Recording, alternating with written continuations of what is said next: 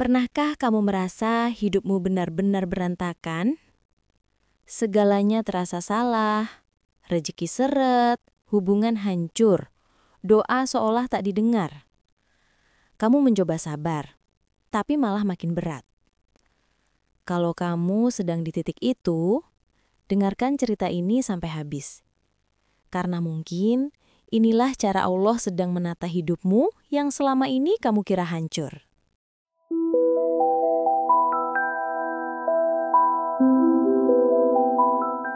Hidup Arif dulu tampak tenang dan teratur. Ia bekerja di sebuah perusahaan kontraktor, memiliki istri yang lembut, dan seorang anak laki-laki berusia 5 tahun yang selalu memeluknya setiap pulang kerja.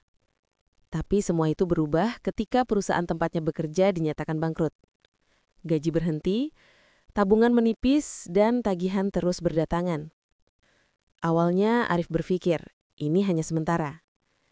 Ia melamar ke sana-sini, membawa setumpuk berkas, berharap ada panggilan. Tapi minggu berganti bulan, tak ada kabar. Wajahnya mulai murung, tubuhnya kurus, dan semangatnya perlahan hilang.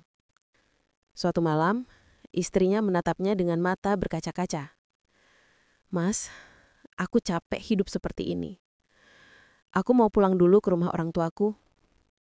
Kalimat itu seperti batu besar yang menghantam dadanya. Arif terdiam, hanya mampu mengangguk, menahan air mata yang nyaris jatuh. Setelah kepergian istrinya, rumahnya menjadi sepi.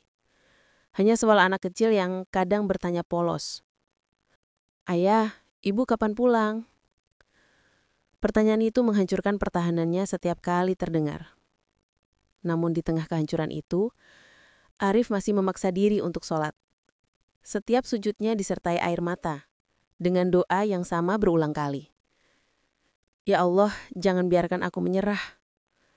Ia belum tahu bahwa dari titik inilah, dari reruntuhan hidup yang ia tangisi, Allah sedang menyiapkan sesuatu yang jauh lebih besar dari sekedar pekerjaan dan kenyamanan. Hari-hari Arif kini diisi dengan perjuangan tanpa arah. Ia masih mencari pekerjaan, tapi tak satu pun panggilan datang. Setiap malam, ia menatap atap rumah sambil bergumam pelan. "Ya Allah, aku sudah berusaha, tapi kenapa belum juga Engkau buka jalan?" Namun langit tetap sepi, seolah doanya hanya memantul di dinding kamar dan jatuh kembali ke dada yang sudah sesak. Arif mulai merasa lelah. Bukan lelah bekerja, tapi lelah berharap. Suatu malam, ia mendatangi masjid kecil di ujung gang. Di sana, ia duduk lama setelah sholat Isya, menunduk, menahan air mata. Seorang ustaz tua menghampirinya lalu berkata lembut, "Nak, kadang Allah tidak menjawab doa kita bukan karena Dia tak mendengar, tapi karena Dia ingin kita belajar bersabar sampai waktu yang tepat tiba." Ucapan itu membuat Arif terdiam. Ia mulai menyadari, mungkin selama ini ia terlalu fokus pada hasil, bukan pada proses. Malam itu, Arif pulang dengan hati yang sedikit lebih ringan. Ia mulai menulis kembali kebiasaan lama yang dulu ia tinggalkan. Ia menulis tentang hidup, tentang sabar, tentang takdir. Tulisan pertamanya dibaca ratusan orang. Ada yang berkomentar, "Tulisan ini menyadarkan saya untuk tidak menyerah." Arif tersenyum tipis. Mungkin inilah jawaban Allah yang tak ia sadari. Bukan lewat harta atau pekerjaan, tapi lewat hati yang mulai sembuh perlahan. Belum sempat Arif bernapas lega, ujian berikutnya datang.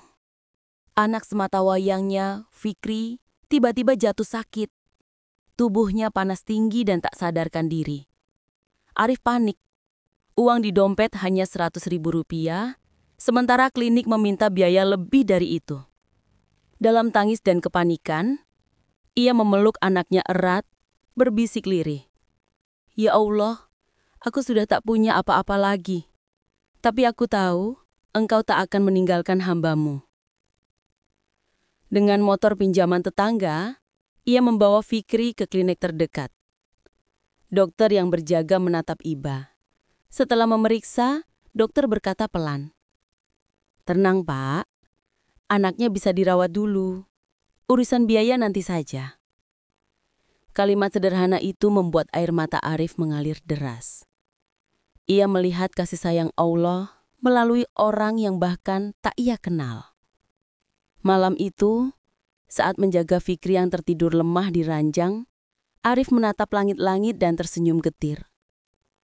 Ternyata, pertolongan Allah datang lewat cara yang tak pernah kita duga. Beberapa hari kemudian, Fikri sembuh. Arif menatap anaknya dengan mata basah, mencium keningnya, lalu berbisik.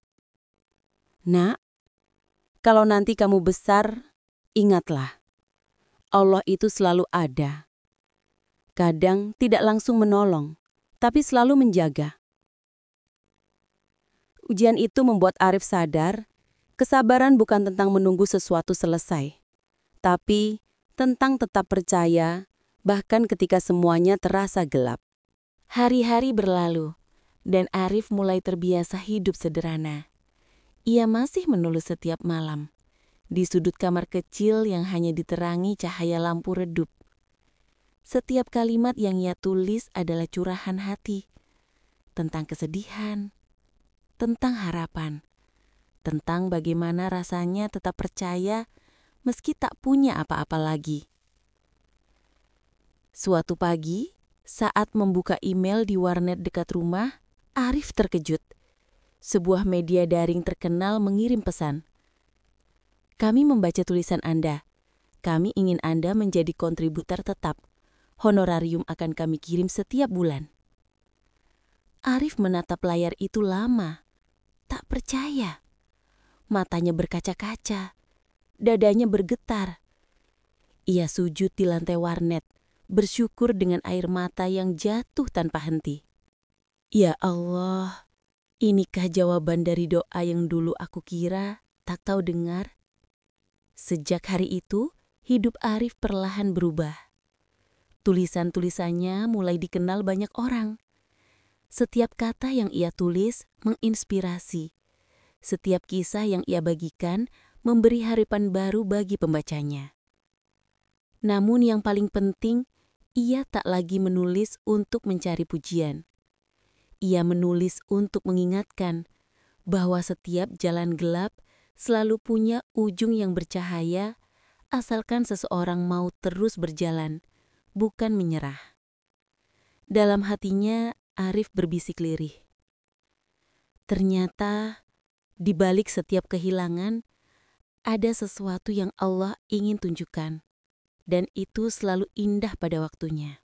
Beberapa bulan berlalu, hidup Arif mulai tenang. Ia kini bisa menafkahi anaknya dari hasil menulis, dan bahkan sesekali menyisihkan untuk bersedekah. Namun, di tengah ketenangan itu, sebuah peristiwa tak terduga terjadi. Suatu sore, pintu rumahnya diketuk. Ketika dibuka, berdirilah sosok yang begitu ia kenal. Istrinya. Wajahnya pucat, matanya sembab, dan suaranya bergetar saat berkata, "Mas, aku salah. Aku kira aku akan bahagia kalau pergi. Tapi ternyata aku justru kehilangan segalanya." Arif terdiam lama.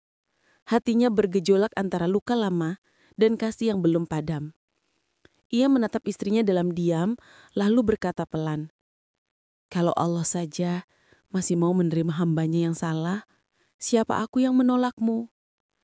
Air mata istrinya jatuh deras. Mereka berpelukan lama, seolah semua luka masa lalu luruh dalam satu pelukan itu. Hari-hari berikutnya, mereka mulai membangun kembali kehidupan yang dulu hancur. Tak lagi mewah, tapi penuh doa dan syukur.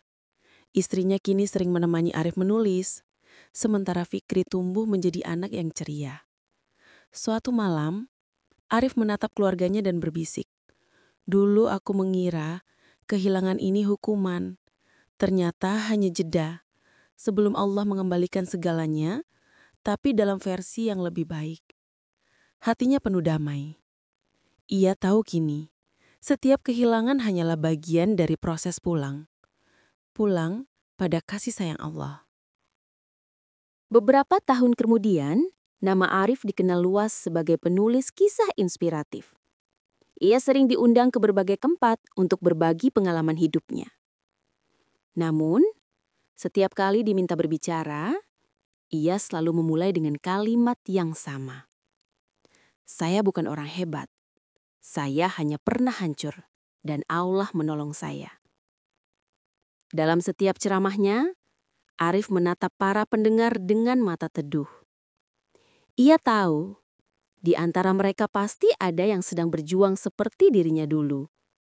Kehilangan pekerjaan, ditinggal pasangan, atau merasa doa-doanya tak pernah dijawab. Hidup berantakan bukan tanda Allah benci, katanya lembut. Kadang, itu tanda Allah sedang menata. Karena, sebelum membangun sesuatu yang baru, Allah perlu meruntuhkan yang lama. Ucapan itu membuat banyak orang menangis. Setelah acara, seorang pemuda mendekat, menyalami Arif sambil terisap. "Bang, tadi aku hampir bunuh diri. Tapi setelah dengar cerita abang, aku mau mulai lagi." Arif tertegun. Air matanya menetes tanpa bisa ditahan. Dalam hatinya ia berkata, "Mungkin inilah alasan kenapa dulu Allah izinkan hidupku berantakan, agar aku bisa menolong orang yang sedang hancur seperti aku dulu." Malam itu, Arif menatap langit sambil tersenyum. "Ya Allah, ternyata setiap luka punya maksud. Engkau hancurkan hidupku, agar aku belajar bagaimana membangunnya kembali bersamamu."